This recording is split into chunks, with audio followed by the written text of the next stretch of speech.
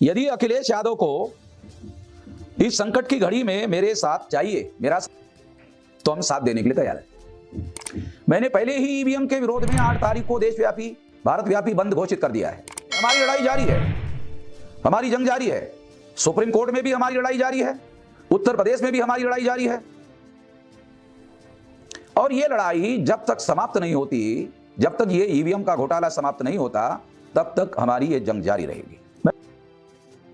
कल मैंने अखिलेश यादव को ईवीएम विरोधी बयान देते हुए सुना,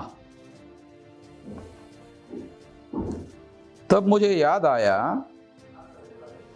कि मैंने अखिलेश यादव को सलाह दिया था जब मेरी मुलाकात अखिलेश यादव से हुई थी।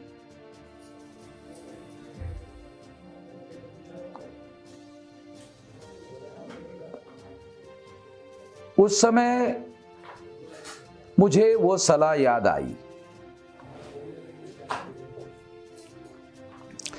आज अखिलेश यादव चिल्ला रहे हैं और अकेले चिल्ला रहे हैं।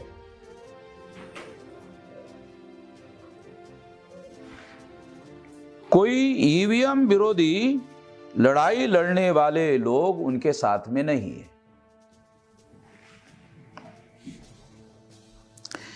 मैंने प्रस्ताव दिया था, मगर मैंने प्रस्ताव दिया था,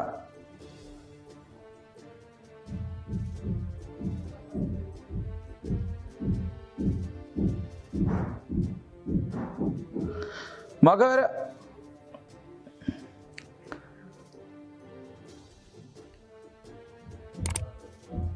आखिर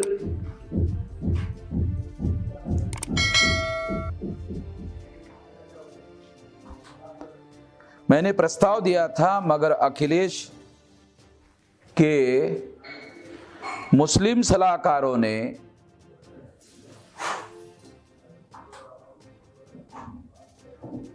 जो समाजवादी के अंदर के लोग हैं और बाहर के लोग हैं, उन्होंने हमारे गठबंधन को सैबोटेज करने का, तोड़फोड़ करने का काम किया।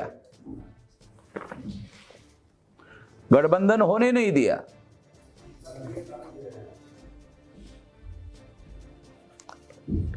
अब कह रहे हैं लोकतंत्र बचाओ की लड़ाई है।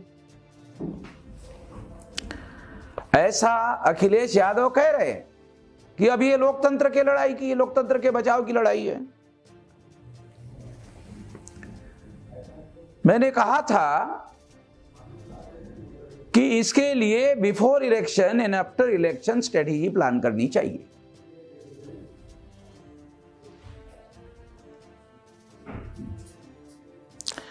मगर मेरी बात को, यानी गठबंधन को सैबोटेज किया गया और इस वजह से अखिलेश यादव को भुगतना पड़ रहा है, भुगतना पड़ रहा है। यदि अखिलेश यादव को इस संकट की घड़ी में मेरे साथ चाहिए, मेरा साथ चाहिए, तो हम साथ देने के लिए तैयार हैं। इसके लिए हमें जॉइंट स्टेटमेंट और जॉइंट प्रेस कॉन्फ्रेंस लेना होगा।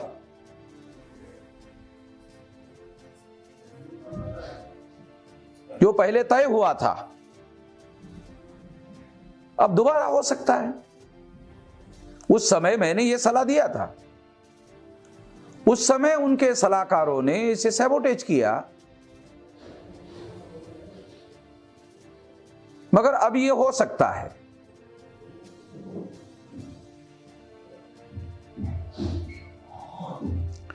मगर मैं ये बात उनके मर्जी पर छोड़ देता हूं।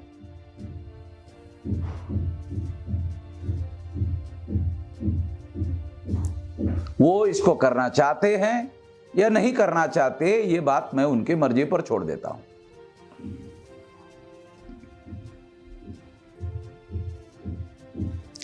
मैंने पहले ही ईवीएम के विरोध में 8 तारीख को देशव्यापी भारतव्यापी बंद घोषित कर दिया है।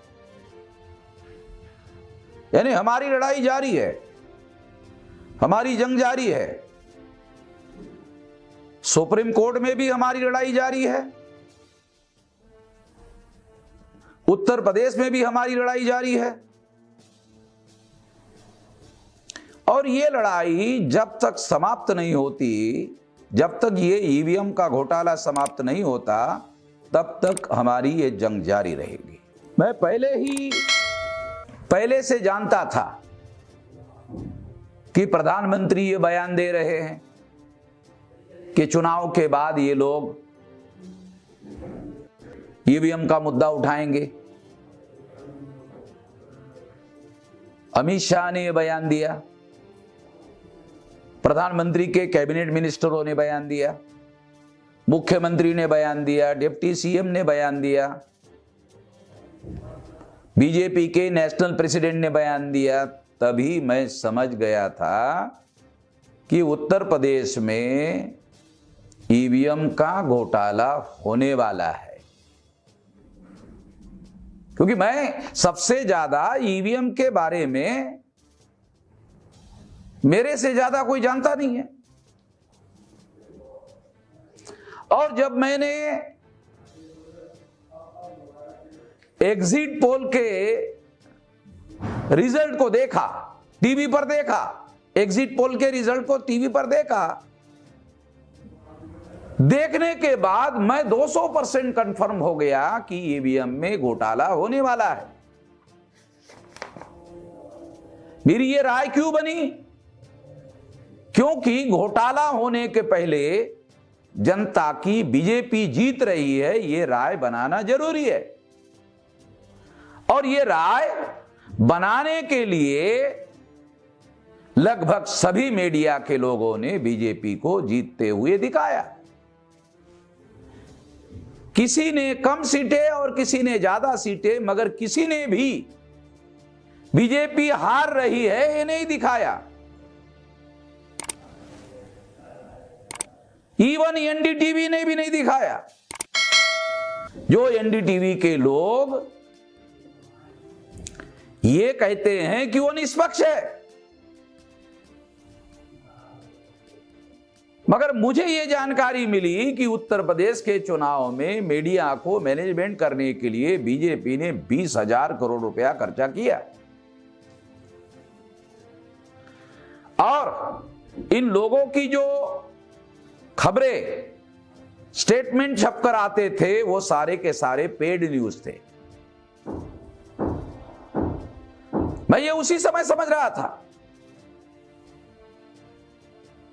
तो देश में मीडिया के लोग, नेशनल मीडिया के लोग संविधान और लोकतंत्र के विरोध में देशद्रोह का काम कर रहे हैं। इन लोगों का भी बंदोबस्त करना होगा और आने वाले समय में इन लोगों का बंदोबस्त करने के लिए भी मैं राष्ट्रव्यापी आंदोलन शुरू करने का ऐलान करता हूं। ये करना होगा किसी न किसी को। मैं जानता हूं इसमें अखिलेश यादव सामने आने वाले नहीं है, मगर चूंकि संविधान और लोकतंत्र को बचाने का मामला है और हम जंगे मैदान में है,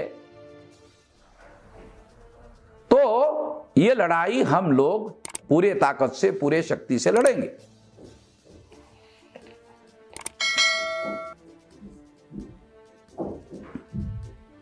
ये लड़ाई जारी रहेगी जब तक ईवीएम का घोटाला बंद नहीं होता।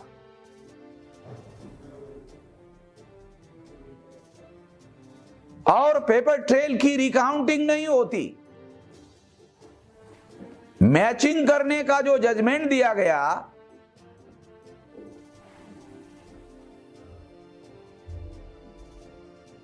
चीफ जस्टिस ने,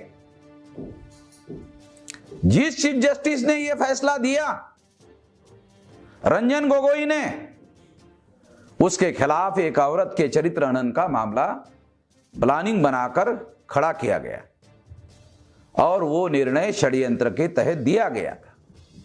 ये मैं जानता हूं, सारे सबूत है। इसलिए मैं ये भी जानता हूं कि मैचिंग से फ्री, फेयर एंड ट्रांसपेरेंट चुनाव नहीं हो सकता। केवल रिकाउंटिंग करने के आदेश से और उसके अमल से फ्री, फेयर एंड ट्रांसपेरेंट चुनाव हो सकता है। चुनाव आयोग भारत सरकार की कठपुतली बनकर काम कर रही है। चुनाव आयोग फ्री, फेयर एंड ट्रांसपेरेंट चुनाव के लिए काम नहीं कर रहा है। मैं इस मौके पर सुप्रीम कोर्ट के चीफ जस्टिस को भी मांग करता हूं कि हर चुनाव में 3 जजेस का पैनल चुनाव आयोग के संवैधानिक दायित्वों का निर्वहन हो रहा है या नहीं हो रहा है, उस पर निगरानी, नियंत्रण और निर्देशन करने के लिए बनाया जाए। और यह केस भी मैं सुप्रीम कोर्ट में ले जाऊंगा। आवश्यकता पड़ी तो इसके लिए भी भारत बंद करने का ऐलान हम लोग करेंगे, मगर पहले मैं सुप्रीम कोर्ट में इसके लिए जाऊंगा। और अगर यह बात संविधान और लोकतंत्र को बचाने की बातों के लिए अगर सुप्रीम कोर्ट पहल नहीं करता है, तो फिर जनता की अदालत में न्याय मांगने के लिए मैं जाऊंगा। हम लोग संविधान के दायरे में रहकर कार्य करने वाले लोग हैं, संविधान के दायरे में रहकर आंदोलन करने वाले लोग हैं। इसलिए फतेह हासिल होने तक, विजय हासिल होने तक यह जंग जारी रहेगी।